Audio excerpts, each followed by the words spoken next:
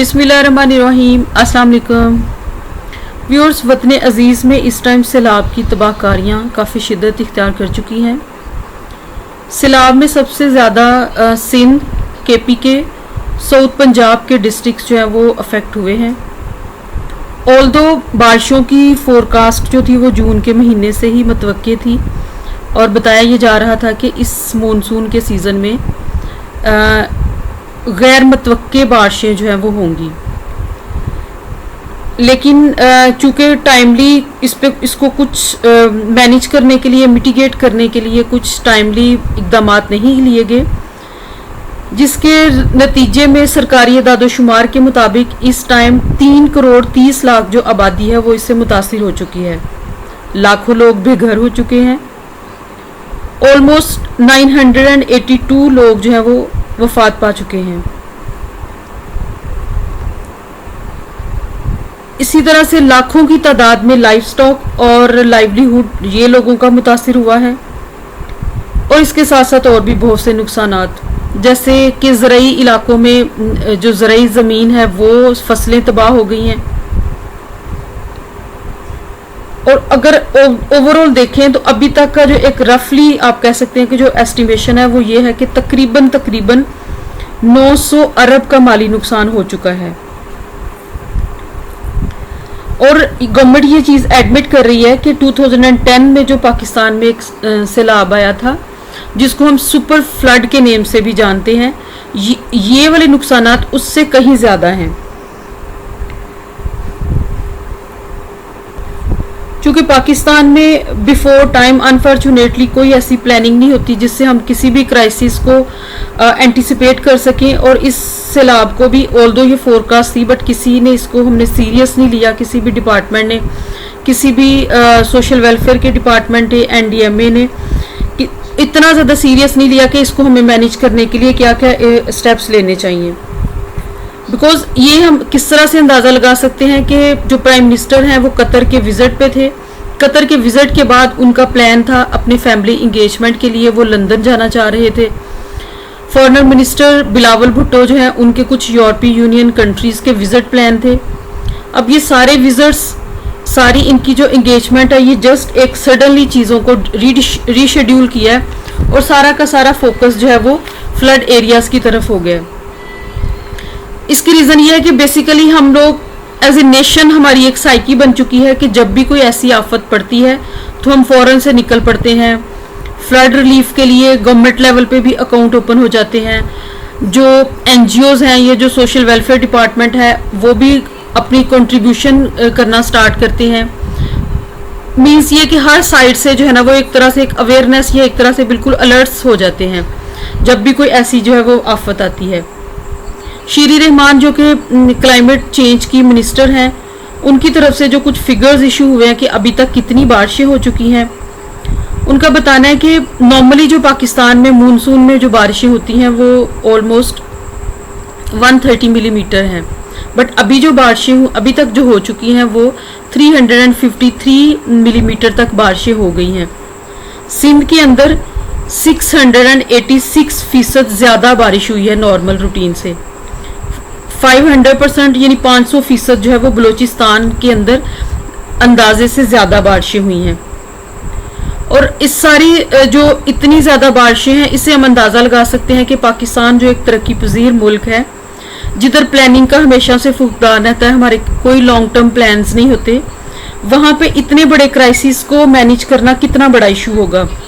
Although ये इतना बड़ा डिज़ास्टर है कि अगर ये किसी तरक्की याफ्ता मुल्क पे भी आता है तो उनके लिए एक बहुत बड़ी आफत है।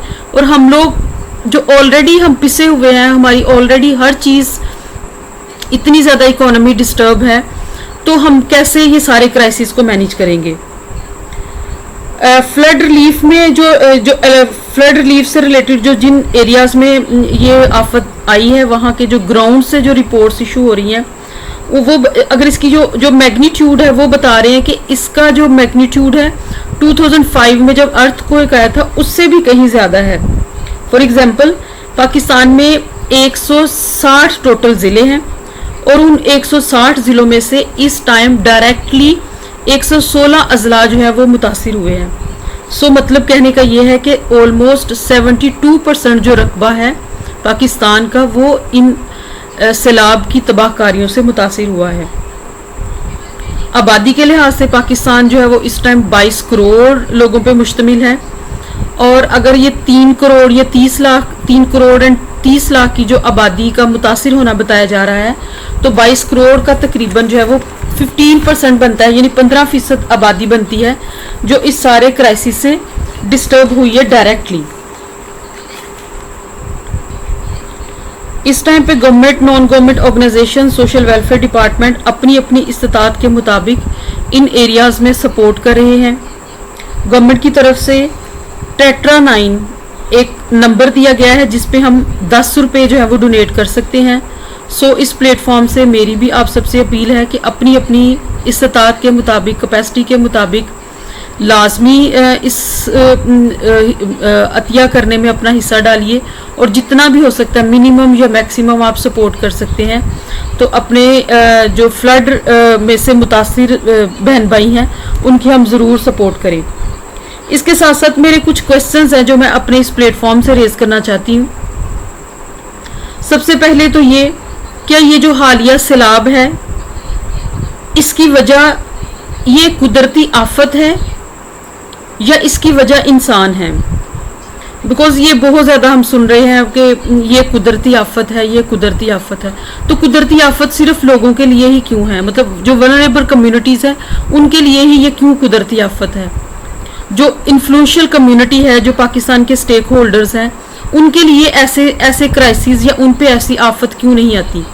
सो ये देखना होगा कि ये क्या एक कुदरती आफत है या इंसानों की एक मिसमैनेजमेंट की फॉर्म में हमें ये आफत झेलना पड़ रही है।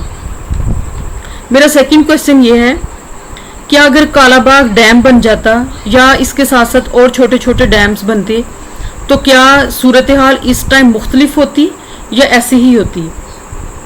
मेरा थर्ड क्वेश्चन ये है कि जून में जब एक चीज़ फोरकास्ट हुई थी, बिकॉज बारिशें ऑलरेडी फोरकास्ट हो जाती हैं कि कितनी मिलीमीटर बारिश होगी, कब कब होगी, किस टाइम पे होगी, किन एरियाज़ में होगी।